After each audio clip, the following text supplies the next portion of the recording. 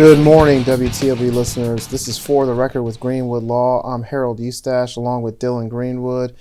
And today we have a special guest with us on For the Record, District Court Judge David Sipprell. He's here, a Forsyth County District Court Judge, and we are extremely happy to have him to talk about some of the very important issues going on with Veterans Treatment Court and some other things that Judge Sipprell deals with. Of course, this is Veterans Day weekend, and so in order to celebrate that, we wanted to have Judge Sipprell on to talk a little bit about Veterans Court. Well, thank you for the invitation. I'm glad to be here. Yes, sir. We're very happy to have you, and our state has a very large veterans population. We've got all the different Army bases, Air Force bases, all around. East and West. And I know both of y'all served in the military. My father served in the military. He was in the Navy during Vietnam. And Harold, I know you served. Mm-hmm. You were in the Army. Yeah, Army, 2004 to 2010. Mm-hmm. And Judge Sipprell, you served as well. Yeah, a little bit further back than that, but 97 to 2001 in the Air Force. How did you get into service in the Air Force? Well, that's kind of a convoluted story. I was already in law school, trying to figure out what I wanted to do when I graduate, as a lot of people are still, do. And I had a friend of mine whose husband, I think, was either active duty or in the reserves.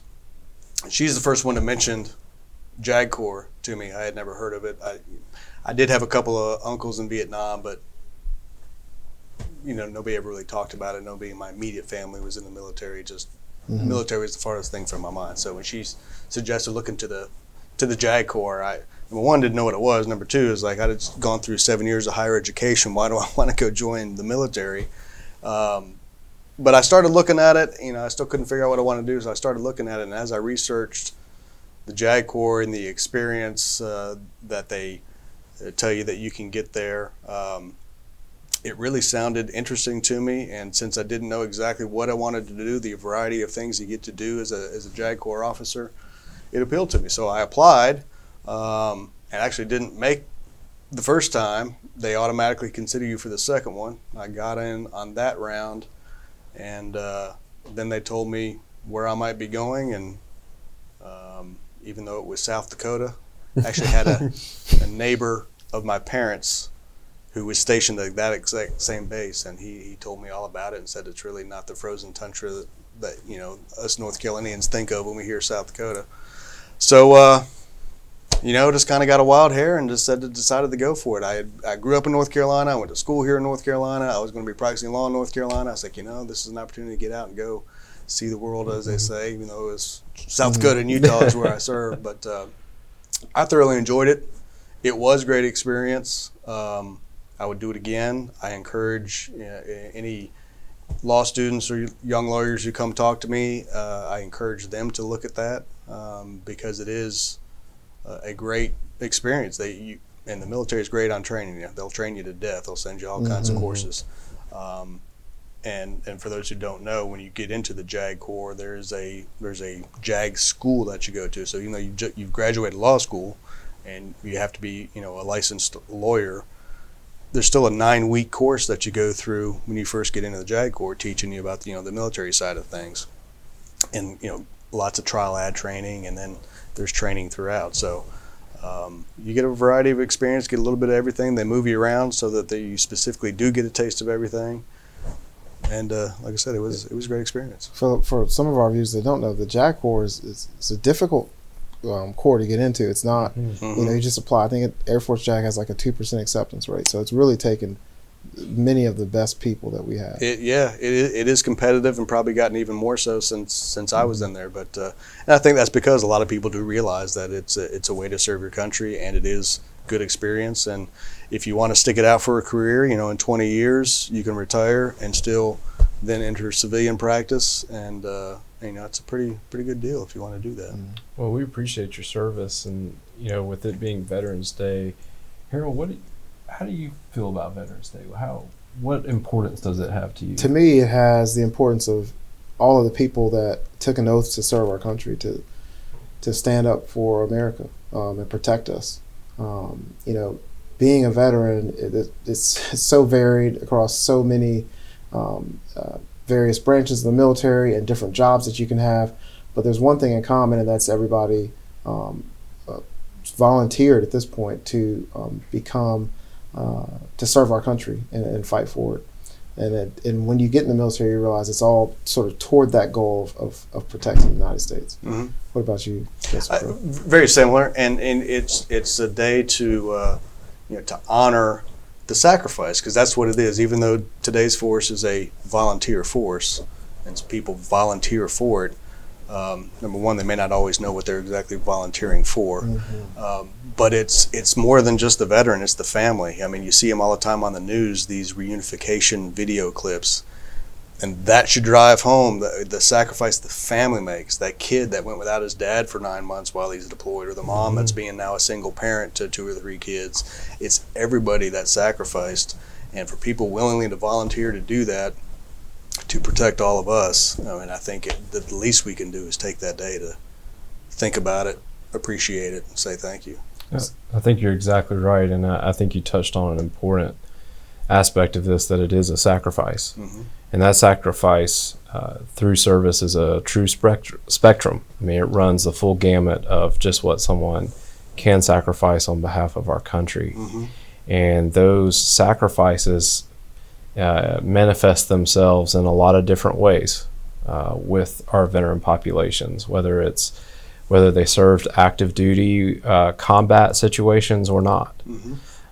But it leads to a lot of issues that a lot of people have to deal with that we all see through the criminal justice system, and not just criminal justice system, but in civil stuff as well. Yeah.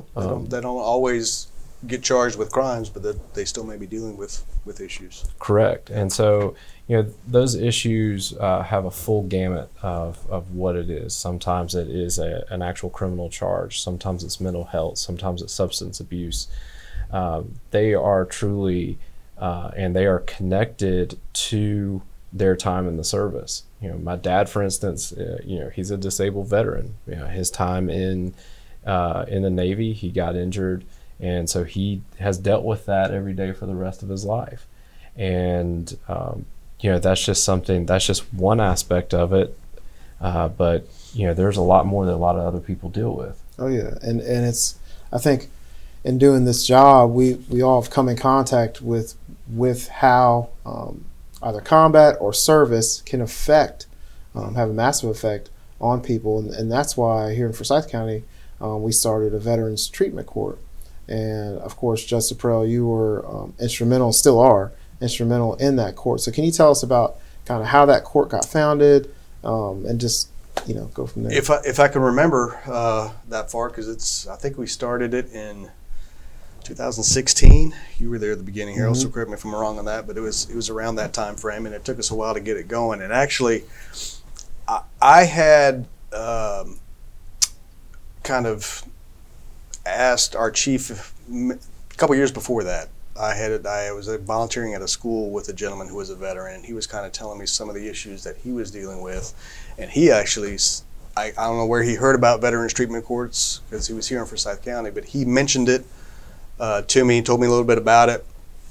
And again, I don't know which one he was referring to, but just the general idea of Veterans Treatment Courts. And I was kind of intrigued by that, mentioned it to our chief at the time, and nothing really ever came of it.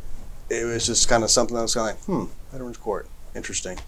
Then around 2016, maybe 2015, I think it was the chief probation officer maybe, or the clerk of court at the time, who kind of also had heard about Veterans Treatment Courts, inquired, and a movement started to try to get one going. And when I heard about that, I asked the chief, I said, hey, I would be interested in being the judge in Veterans Treatment Court, being a veteran myself and kind of having heard of them. So that, that's when we started planning it. It took us about a year to get all the parts in place, because there's several people that are key to running that courtroom. It's not just the judge, but the DA's office. Harold was our first DA, so we had to get buy-in from the DA's office. We needed a public defender.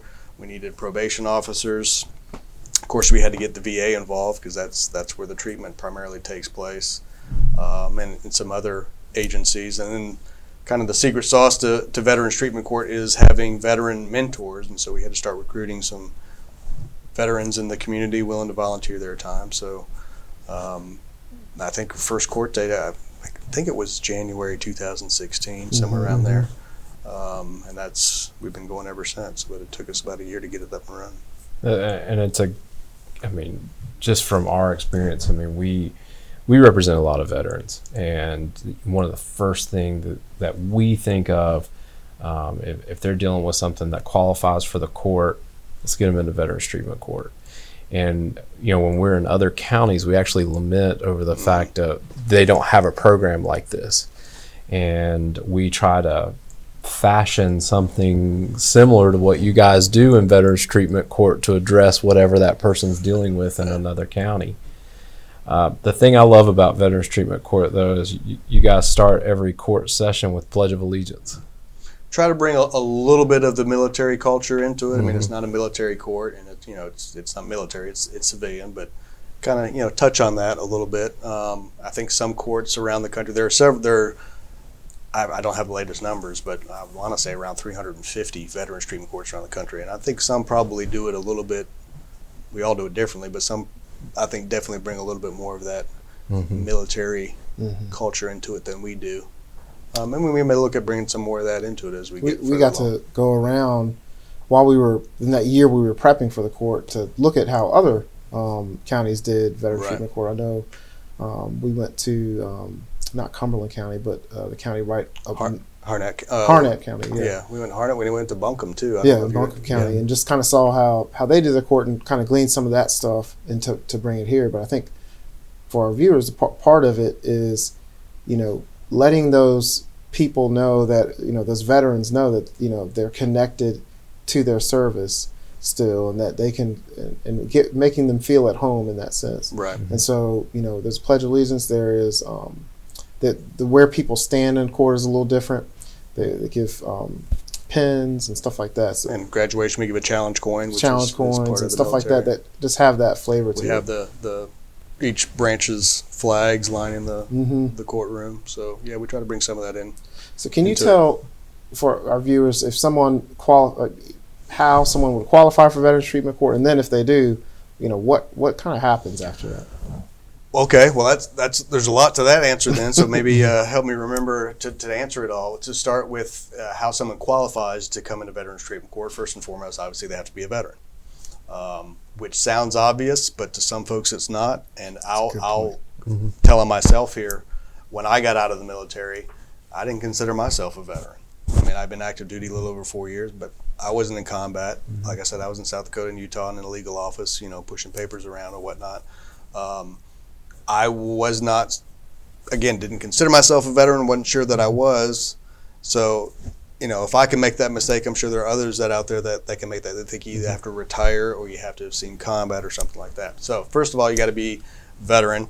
And we have to get a copy of the military form DD-214 that designates your service, so we can, and sometimes that's hard to get for some folks. So got to be a veteran. You got to obviously be involved in the criminal justice system somehow. Unfortunately, we have a DA's office here in Forsyth County. Jim O'Neill, our elected DA, has been very supportive of our court and has allowed us to almost consider just about any criminal offense to come into Veterans Treatment Court. They're all looked at individually. Some may, some may not, but we're at least, I think, open to just about any criminal charge. So involved in the criminal justice system, and then you have to have a treatable condition, something that we can treat. We are a treatment court, so we got to have something that we can treat, be that substance abuse, mental health issues, or what have you. And the process, they get referred to us through multiple ways. They can self-identify as a veteran, and then they might get referred to court. Their attorneys, as you guys are well aware of, can refer them to court. Probation officers sometimes can refer them to a court. They come in, and the DA in our court will screen it to make sure it's something that the DA's office is comfortable with it coming in. They're kind of like a gatekeeper to that extent. If the DA says no, we're not doing Veterans Court on this one, then we don't do it. But like I said, they've been very supportive, and very rarely does that happen.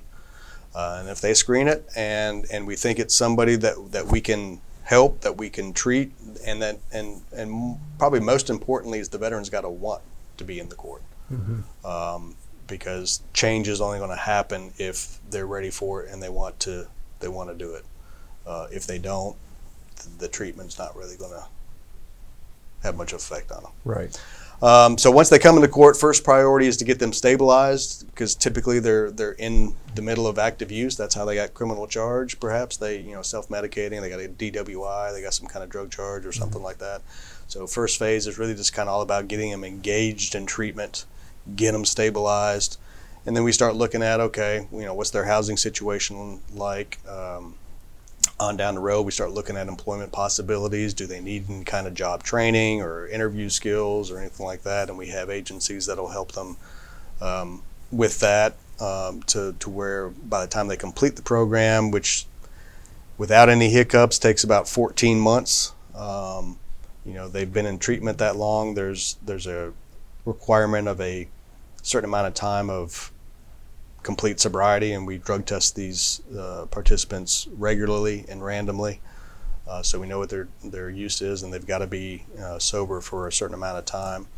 And so hopefully by the time they graduate, they've got the sobriety, they've got stable housing, they have a job or training to get a job, or even sometimes more education lined up if that's what they need, or engaged in some kind of pro-social activity, have a support system that they can then go to when they leave our court to enable them to continue on their path. So did I answer Yes. part of your question? And I wanted to go back to something, Dylan, you were saying about other counties and lamenting the fact they don't have veterans treatment courts. I believe there are several counties around us that are trying to get a veterans treatment court going. I think Guilford County, I think Mecklenburg County, maybe some others are looking into it. So I hope that they do. And we hope the same, because it really does create a positive force. I think it turns court from being a purely adversarial type situation to being more of a supportive treatment, rehabilitative mindset to the whole thing. And for a lot of these people who have given so much to our country, where they've just had a few missteps following that service, or even just one bad one, it gives them an opportunity to rectify that, address what's going on in their lives, and to come out and be a productive person. So, I mean, in that sense, you really can't hope enough that more of these programs don't get created around the state, especially given just how many veterans live in North Carolina. We have a large veteran population throughout the state, and you're exactly right. It is not an adversarial court. Everybody in that court, including the DA, the public defender, we're all trying to get this person to successfully complete our program. That's what we all want to have happen. So it's not adversarial at all. But lest any of your listeners think that this is a touchy-feely, and we're giving these guys guys and women a break. The program's harder than what they would do on any other kind of probation. Now it is probation, but some of them still have either mandatory active sentences, or we do have the ability and authority, I guess, sometimes to put them in jail if they're really messing up on what it is they're supposed to do. But it's not a cakewalk to get through the program. They're expected to do a lot. Like I said, they're getting random drug tested frequently. They've got to be compliant with all of their medications and their treatment. They might have to go to cognitive behavioral therapy. They might have to go to domestic abuser classes and whatnot, and regular check-ins with their probation officers, and coming to court and seeing me and everybody else in the program. So it's a lot. I think most of the participants will tell you that have come through our program that it wasn't easy. So I don't want to give the general public an impression that this is, like I said, it's a cakewalk and it's a break. It's not. It's tough. Yeah, I think one of the things that's been that our viewers could probably get something out of is that even sometimes in tough charges and in domestic situations, we see this be beneficial. A lot, in all those cases where there is a victim, the DA's office consults with that victim, makes sure that person buys off on the veteran going to veterans treatment court. Sure. but a lot of times it's a family kind of thing, you know. Well, the family member would have seen the effect, the change. It's like this person was this way. They go off to war. They come back. They're a different person. And he's got a quicker temper. He's quick to anger. We have multiple wives and husbands and spouses that are like, get them in Veterans Treatment Court. This will help our family. Get them the help they need. Exactly. And it seems like a good thing for those veterans. Well, and it's a hard thing to really kind of argue against, again, because these, if anybody in society deserves a break, it's those who have stood up and raised their hand, taken the oath, and defended all this. But more than that, these are capable people. Mm-hmm. And if we can get to the underlying reason of why they're coming to court, get them to stop coming to court, get them stabilized off of substances and back to being a productive member of society, it pays for itself. Otherwise, if you don't address that, they continue on their downward spiral. We'll see them in court, and then you got all the expenses that are associated with someone coming into the court system. So, let's address the root cause and get them back out and being a productive member of society. Is better for everybody. Just joining us here on WTOB, this is For the Record with Greenwood Law. I'm Dylan Greenwood along with Harold Eustache. We've got a special guest with us here today, District Court Judge David Sipprell. Judge Sipprell is a district court judge here in Forsyth County that is the judge that is in charge of Veterans Treatment Court. And here on this Veterans Day weekend, we've been talking about the importance of this program within Forsyth County. Forsyth County was the fourth county in the whole entire state of North Carolina to adopt Veterans Treatment Court. It's picking up steam around the country and around our state, and we're just talking about how important the program has been to our jurisdiction.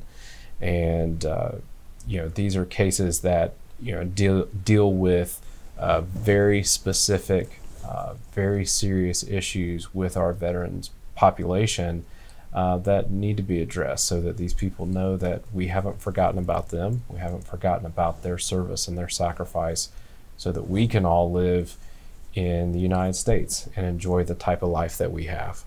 So I really appreciate both of y'all's service that y'all provided to our country, and the service afterwards in creating this court. Because Harold was the initial DA that was in screening and doing all the stuff within that court. So, I mean, it's been a great thing that we've been able to do here in Forsyth County. Well, and I'll say we of course recognized a need when we started to generate the program, but I think since it's been up and running, we realized that it perhaps was even a little bit greater than we thought it was, and how many veterans are out there that are getting in trouble and need help. And I know there have been drug treatment courts and mental health treatment courts have been in existence longer than veterans treatment courts.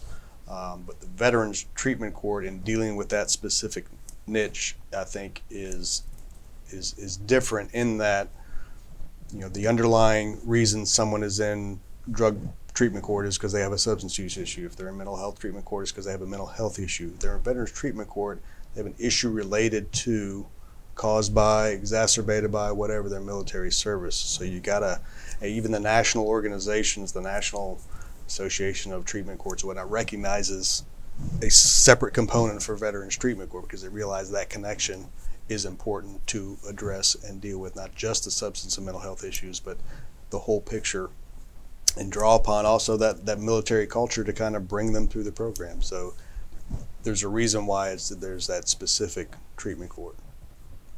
Yeah, and I think it's been successful for people so far. I mean, y'all have had a good number of people graduate successfully from the program. I think you've had 3 or 4 graduating classes, and I think that's been a pretty good percentage of success. We've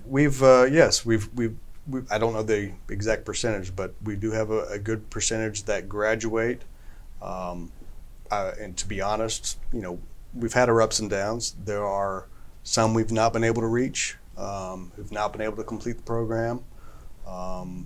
Tragically, we had a suicide in our court toward the beginning, which again, it just highlighted the need that's out there to reach these veterans. The suicide rate among veterans, in fact, unfortunately, I think is even still increasing. So that's certainly a need. But the flip side is we've had people graduate, and we've had people who didn't have to, but expressed their gratitude to the court and the program and the difference that it's made with them. And I tell you, we even had someone come back the other day who did not graduate our program, but still, through the structure, the support, and everything that he received through the program, felt like he's turned his life around, and came back to the court on his own, asked to address everybody and to say, hey, this program it can be life-changing if you let it be. Listen to what they're telling you and take the support they're offering you. Like I said, he didn't make it through, but he still got a benefit from it. So even those that don't graduate necessarily still may get help, and we're not opposed to bringing them back in if they still need us, because again, sometimes it just doesn't take. They may not be ready for that change, and we'll bring them back if they're willing to try again. Well, Judge Sipprell. Thank you, WTOB listeners, for joining us on For the Record with Greenwood Law. I'm Harold Eustache along with Dylan Greenwood. We hope that you got something out of our show today. But before we go, we want to leave you with that Greenwood Law Bill of Rights. First, I will not represent myself in a court of law. Second, I will not do law enforcement's job for them. 3, I will not make statements when stopped by law enforcement. 4, I will not consent to searches when stopped by law enforcement. And 5, I will not be my own star witness for the prosecution. It's not a crime to know your rights. You certainly should. We hope that you stay safe out there on this Veterans Day weekend. This is For the Record with Greenwood Law, signing off.